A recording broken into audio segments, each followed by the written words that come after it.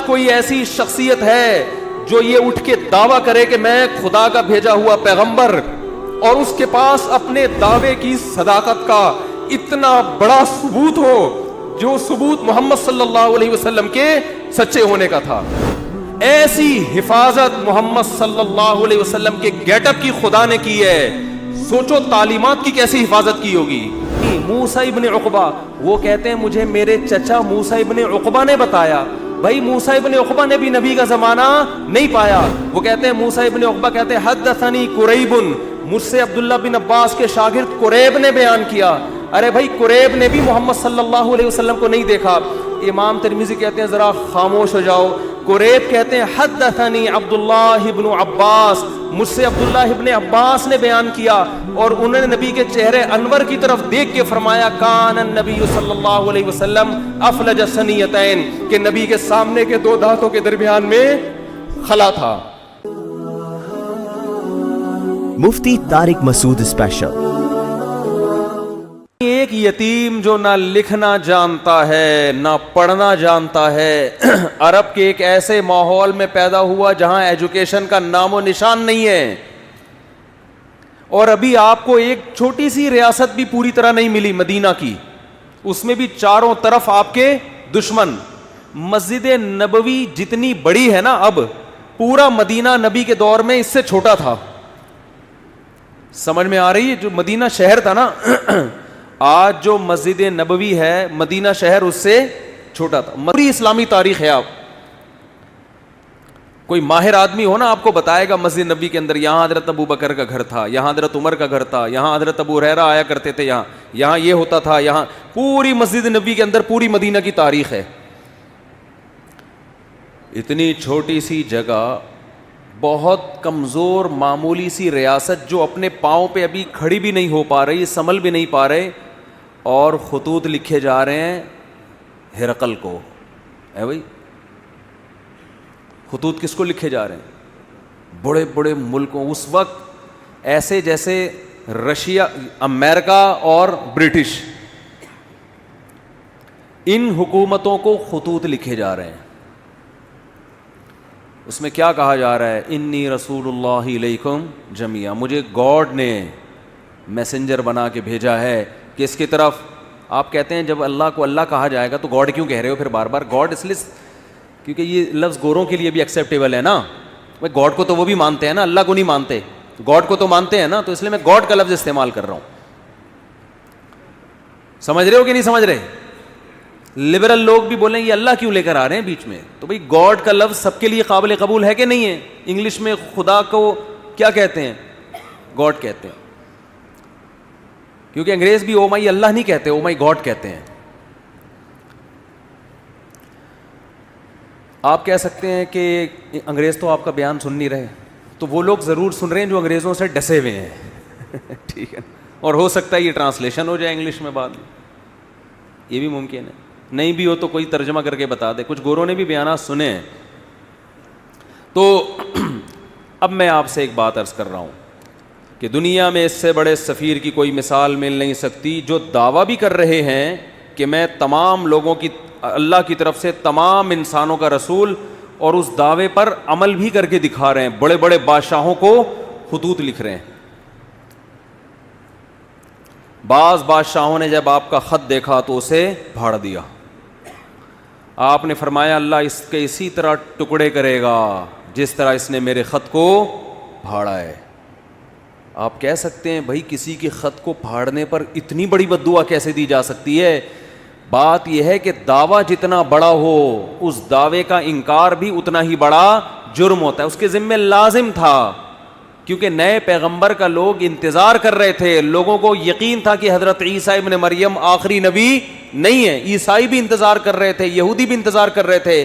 ایسے موقع پہ اگر کوئی دعویٰ کرے تو دعویٰ سنتے ہی اس کو پھاڑ ڈالنا یہ اللہ سے دشمنی لینے کے مترادف ہے. اس لیے رسول اللہ صلی اللہ علیہ وسلم نے فرمایا لا يسمع بی احد من هذه الامة یہودیا کان او نصرانیا ثم لم یؤمن بالذی ارسلت به الا دخل النار. فرمایا میری پوزیشن یہ نہیں ہے کہ کوئی میری دعوت سنے اس کا دل چاہے تو مان لے, دل چاہے تو نہ مانے. نا نا نا نا نا نا. میری حیثیت یہ ہے کہ اس امت میں کوئی یہودی عیسائی میرے بارے میں سنے اور پھر تحقیق کر کے مجھ پر ایمان نہ لے کر آیا تو اس کا ٹھکانہ جہنم کی آ گئے. اس نے اس کو ویلیو کیوں نہیں دی؟ بالکل اس کی مثال ایسے جیسے کلاس روک کر ایک شخص کہہ رہا ہے مجھے پرنسپل نے بھیجا ہے, اور ٹیچر اس کی بات کو لفٹ کرانے کے لیے تیار نہیں ہے, تو آپ کیا سمجھتے ہیں پرنسپل چھوڑ دے گا اس کو؟ اور وہ کہہ بھی رہا ہے کہ میں سب پوری کلاس کے لیے پیغام لے کر آیا ہوں, اور پیغام بھی بہت اہم ہے. آج لبرل لوگ اعتراض کرتے ہیں نا, یہ کیا بات ہے محمد صلی اللہ علیہ وسلم پر کوئی ایمان نہ لے کر آئے تو جہنم میں جائے گا. اتنی سی باتوں پہ جہنم ہے بھائی, اتنی سی باتوں پہ. یعنی وہ کہتے ہیں نا یہ لوگ ذرا سی بات پہ کہاں پھینک رہے ہوتے ہیں, جہنم میں ڈال. بھائی اتنی سی بات ہے نہیں, کیونکہ دعویٰ یہ کہ مجھے خدا نے بھیجا ہے. اب آپ کے ذمے ہے کہ آپ تحقیق کرو کہ یہ اپنے دعوے میں جھوٹے ہیں یا سچے. آپ اس کان سے سن کے اس کان سے نکالنے کا آپشن آپ کے پاس ختم ہو گیا. ابھی آپشن نہیں ہے آپ کے پاس کہ ادھر سے سنیں اور ادھر سے نکال دیں گے یار یہ مسلمانوں کے مذہبی معاملات ہیں, چھوڑو. آپ کہہ سکتے ہیں کہ کیا دلیل ہے آپ کے پاس کہ محمد ابن عبداللہ صلی اللہ علیہ وسلم اس دعوے میں سچے تھے؟ کیا دلیل ہے آپ کے پاس؟ ہم کہتے ہیں 1400 سال پہلے جو آپ کی نبوت کے برحق ہونے کے دلائل تھے وہ تو تھے, وہ لوگوں نے اپنی آنکھوں سے دیکھے. 1400 سال کے بعد جو آپ کے برحق ہونے کے دلائل ہیں وہ پہلے سے بھی زیادہ ہیں, وہ اس سے بھی زیادہ ہیں. اگر خدا محمد صلی اللہ علیہ وسلم کو میسنجر بنا کے بھیجتا اور یہ نہ کہتا کہ یہ آخری پیغمبر ہیں, تو خدا کے ذمے محمد صلی اللہ علیہ وسلم کی تعلیمات کی حفاظت بولو نہیں تھی. کیا خیال ہے؟ اللہ کہہ دیتا کہ ان کی تعلیمات جب مسخ ہوں گی تو میں دوسرا پیغمبر بھیج دوں گا. خدا نے محمد ابن عبداللہ صلی اللہ علیہ وسلم کے بارے میں 2 دعوے کیے, یہ میرے میسنجر ہیں اور لاسٹ میسنجر, ان کے بعد کوئی نبی نہیں ہے, کیونکہ ساری دنیا کے سارے انسانوں کے لیے. اس دعوے میں اللہ نے ایک اور دعویٰ کر دیا کہ ان کی تعلیمات کو میں قیامت تک کے لیے محفوظ کر دوں گا.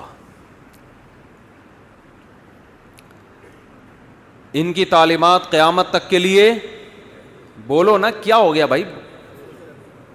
وہاں میں پشاور میں بیان کر رہا تھا, ایسا بول رہے تھے لوگ یار, چپ کرانا. سرگودا میں بیان ہوا, چپ کرانا مشکل ہو گیا, لوگ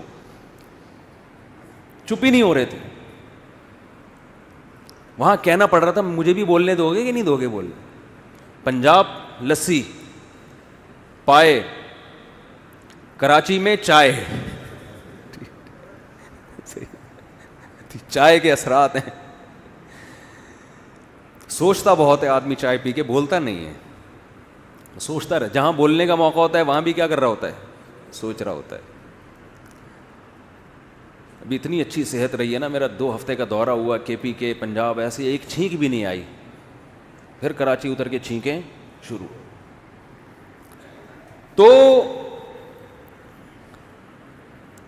اللہ کے ذمے تھا کہ محمد صلی اللہ علیہ وسلم کی تعلیمات کی حفاظت کرتے. یہ حفاظت خود اس کی دلیل ہے کہ محمد صلی اللہ علیہ وسلم لاسٹ میسنجر آف گاڈ ہیں, ورنہ کسی یتیم جو نہ لکھنا جانتا ہو نہ پڑھنا جانتا ہو, اس کی تعلیمات کی اللہ کی قسم اسباب کی دنیا میں ایسی حفاظت کا انتظام اس زمانے میں تو ممکن ہی نہیں تھا, ناممکن. اور اس زمانے میں بھی اتنا پروٹوکول ملنا کسی کو ممکن نہیں ہے. ہمارے نبی صلی اللہ علیہ وسلم کی جو سیرت ہے اس کے 2 پہلو ہیں, خوب غور سے سنیں. 2 پہلو ہیں آپ کی سیرت کے. ایک پہلو وہ ہے جس میں آپ خدا کی طرف سے کوئی میسج دے رہے ہیں کہ یہ الاؤڈ ہے اور یہ ناٹ الاؤڈ. خدا ان کاموں سے خوش ہوتا ہے اور ان کاموں سے ناراض ہوتا ہے کہنے میں کیا جا رہا ہے؟ خدا ان کاموں سے خوش ہوتا ہے اور ان کاموں سے ناراض. جب کوئی کہے بولو تو خدا نہ بولنے سے ناراض ہوتا ہے, یہ بھی ایک ہے نا. ان کاموں سے اللہ خوش ہوگا اور ان کاموں سے اللہ ناراض ہوگا. اللہ تعالیٰ نے محمد صلی اللہ علیہ وسلم کو اپنا سفیر بنایا اور یہ بھی دعویٰ کیا کہ یہ آخری نبی ہیں, اور یہ بھی دعویٰ کیا, اسی میں یہ خود بخود دعویٰ ہو گیا کہ ان کی تعلیمات قیامت تک کے لیے محفوظ کر دوں گا, جبکہ اس زمانے میں محفوظ کرنے کا کوئی انتظام, ایسا پراپر انتظام نہیں تھا جو بعد میں لوگوں میں ایجاد ہوا ہے. تو لکھنے والے چند گنے چنے لوگ تھے, لکھتے بھی چمڑوں پہ اور کاغذوں پہ, جس کے گمنے کا بہت امکان, تحریف کا بہت امکان, مگر ایسا انتظام کیا کہ میں آپ سے عرض کر رہا تھا محمد صلی اللہ علیہ وسلم کی تعلیمات دو قسم کی ہیں. جلدی سے بات کو سمیٹ رہا ہوں میں. ایک وہ تعلیمات جو اصل ہیں, جس کے لیے آپ صلی اللہ علیہ وسلم کو بھیجا گیا, حکم دیا گیا کہ آپ بتا دیں کہ ان باتوں سے خدا خوش ہوتا ہے اور ان باتوں سے خدا ناراض ہوتا ہے. یہ اصل ہے جس کے لیے آپ کو بھیجا گیا. اور سیرت کا ایک پہلو وہ ہے جس کا جو اصل نہیں ہے, اس کا تعلق آپ کی ذاتیات سے ہے. کوئی سفیر جب آپ کے پاس آتا ہے پیغام لے کر, تو آپ کو دلچسپی ہوتی ہے کہ اس کا گیٹ اپ کیسا تھا.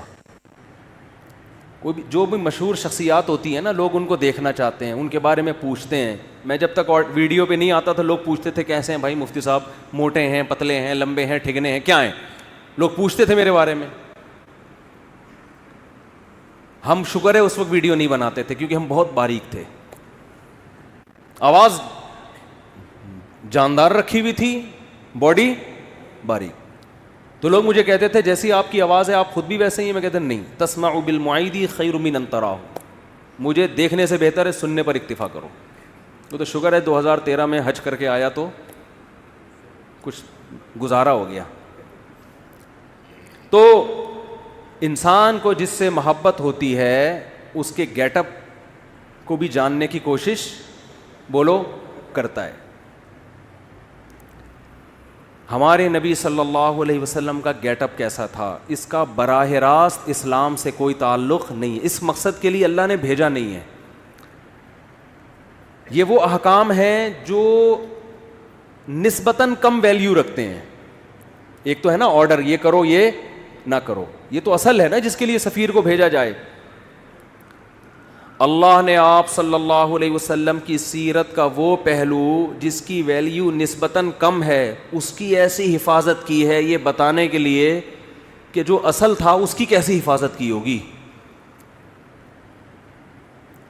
آج محمد ابن عبداللہ صلی اللہ علیہ وسلم کے بارے میں کوئی ایک حرف اگر کہتا ہے تو اس کا یہ دعویٰ دلیل کے بغیر قبول بولو نہیں ہے.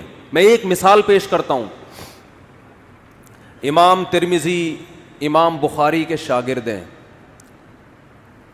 اللہ کے سفیر محمد ابن عبداللہ صلی اللہ علیہ وسلم کے بارے میں امام ترمذی نے دعویٰ کیا کہ محمد صلی اللہ علیہ وسلم کا گیٹ اپ ایسا تھا.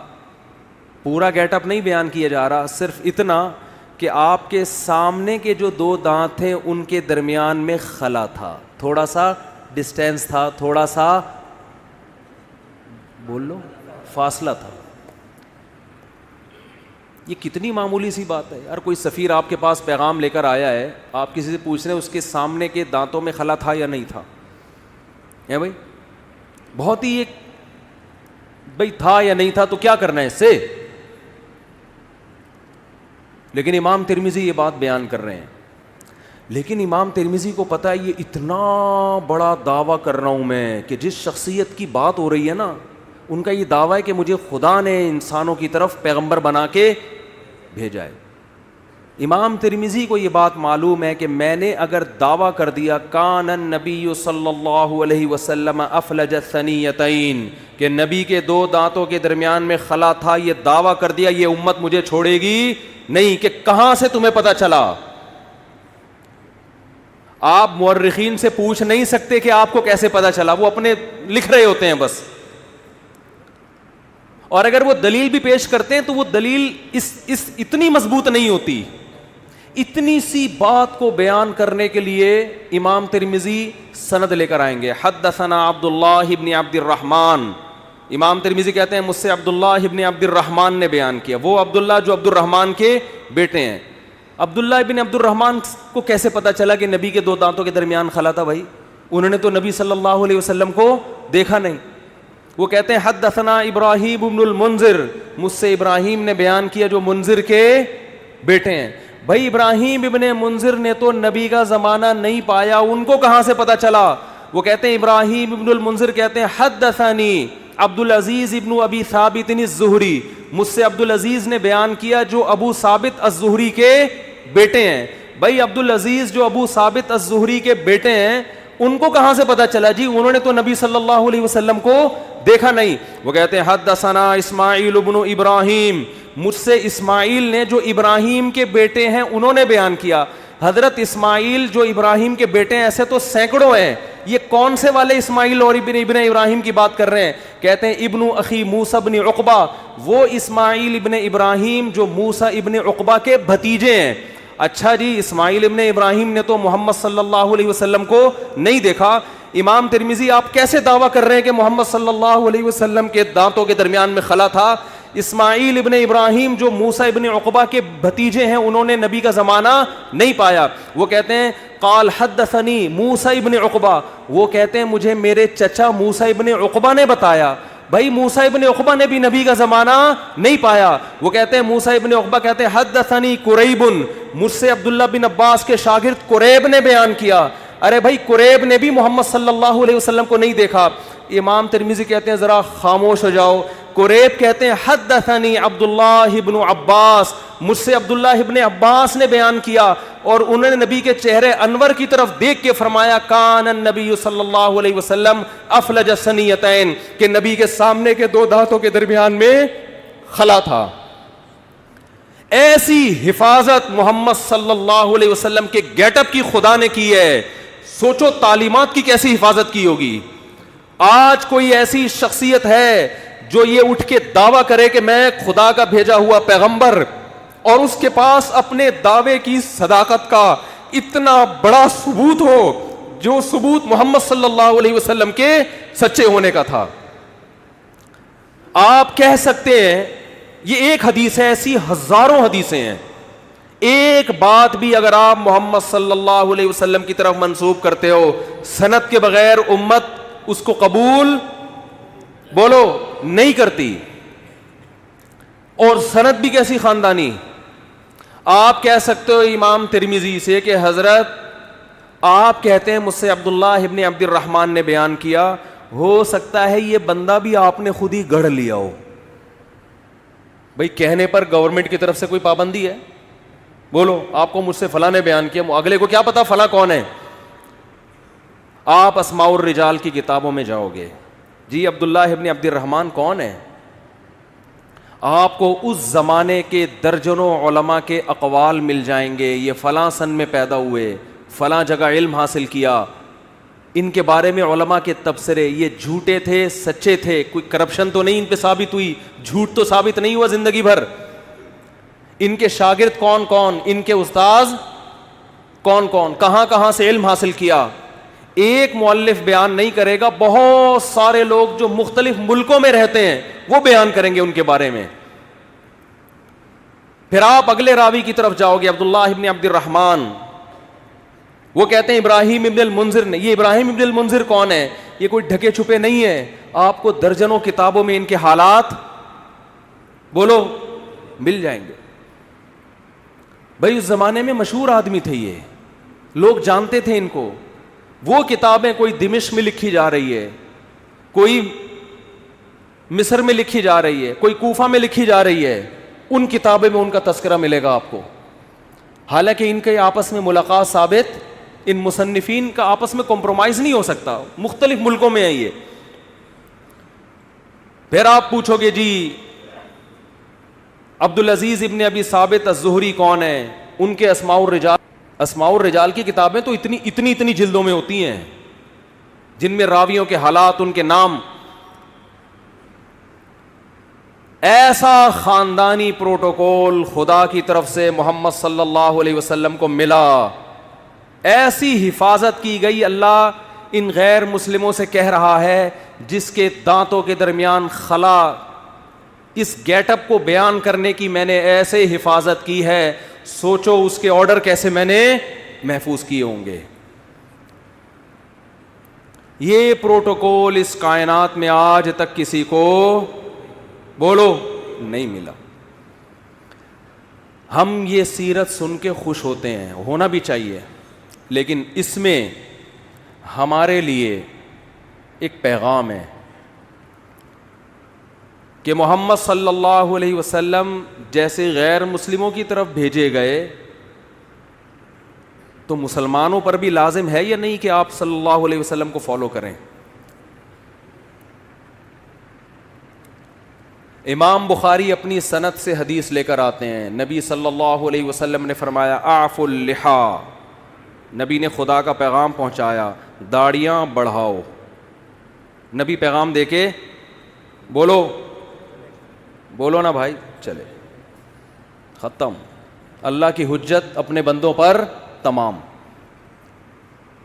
اب جب آپ یہ حدیث دیکھیں گے, آپ امام بخاری سے پوچھیں گے نا یہ آپ کو کس نے کہا کہ نبی نے حکم دیا؟ امام بخاری سند, مجھ سے فلاں نے, مجھ سے فلاں نے, مجھ سے فلاں نے, پھر ان راویوں کی آپ ہر جگہ تحقیق کر سکتے ہو.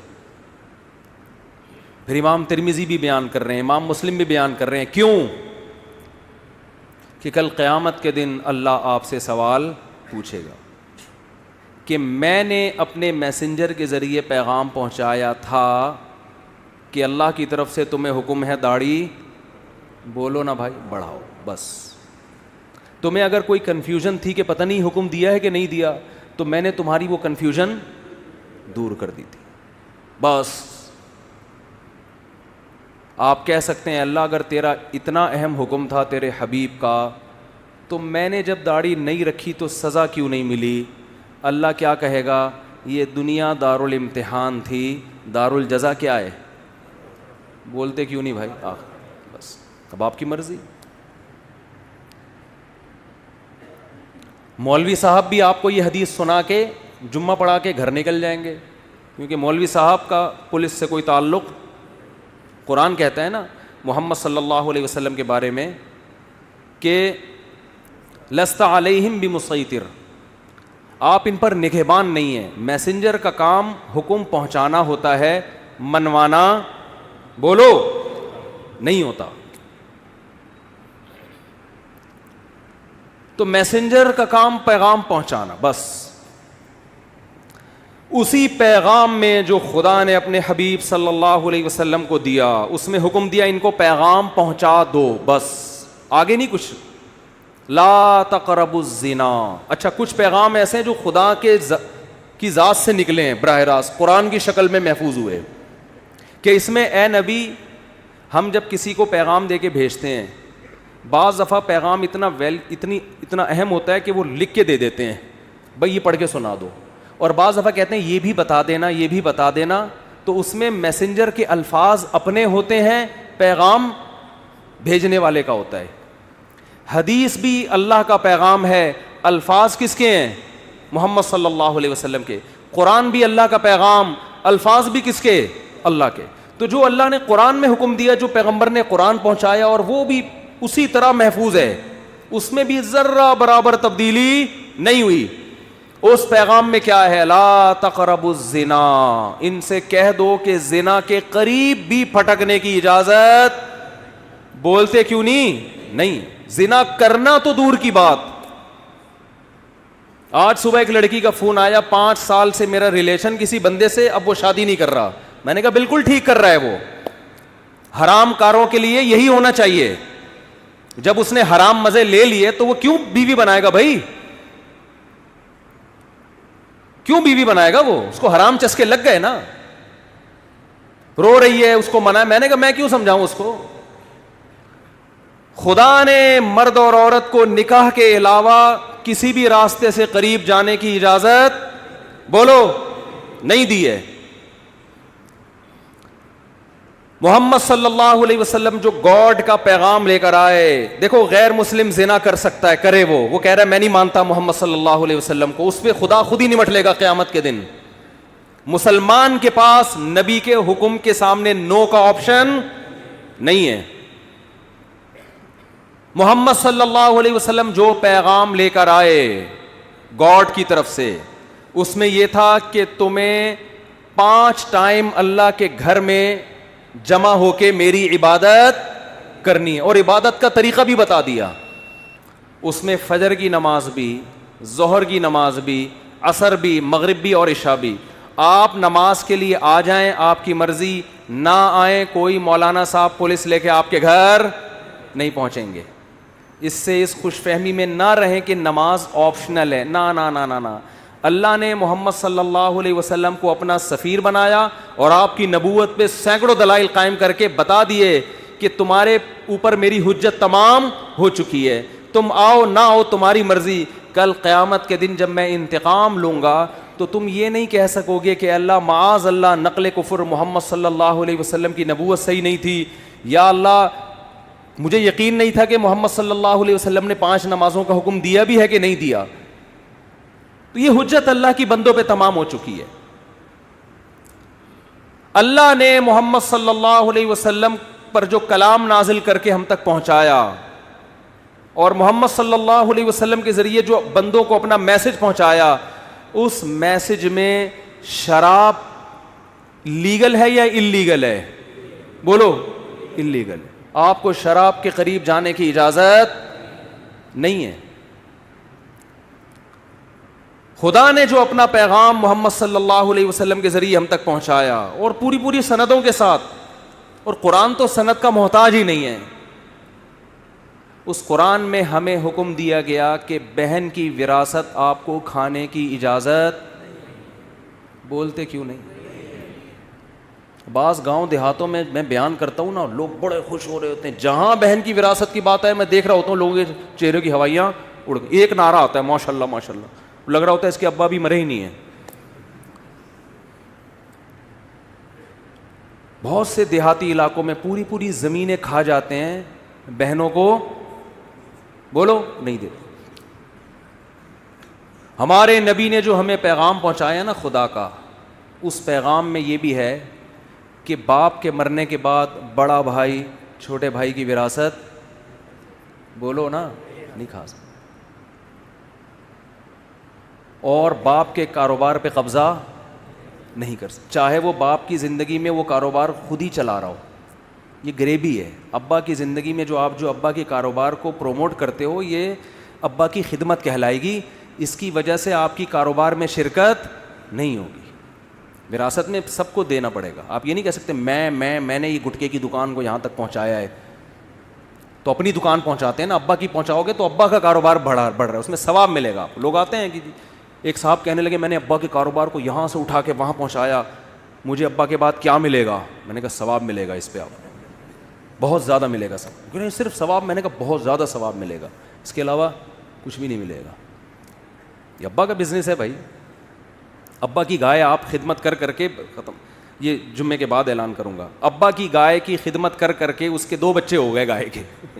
تو یہ کس کے بچے کہلائیں گے؟ گائے کے بچے. اور گائے کس کی ہے؟ ابا کی.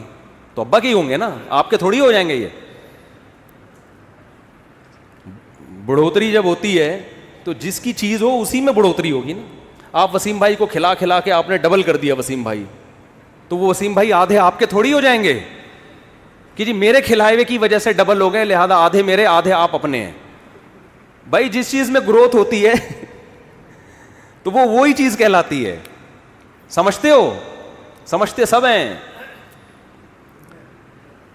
ہاں ایک صاحب, کیا کریں یار, مثالیں اتنی ہیں, چھوڑو وقت بھی پورا ہو گیا ہے. تو بھائی یہ جو خدا کے پیغامات ہم تک آئے ہیں نا, اللہ کے پیغامات, ان پیغامات میں کچھ تو آپشنل ہیں, کچھ تو اللہ نے خود ہی اختیار دے دیا. تہجد پڑھو, نہیں پڑھو ٹھیک ہے, پڑھ لو گے اچھی بات ہے, نہیں پڑھو تو ضروری نہیں. اشراق پڑھ لو اچھی بات ہے, نہیں پڑھو تو کچھ غریبیاں بھی رکھی ہیں اللہ نے, وہ تمہاری مرضی. لیکن کچھ ایسے ہیں جس میں جو حلال و حرام سے جن کا تعلق ہے.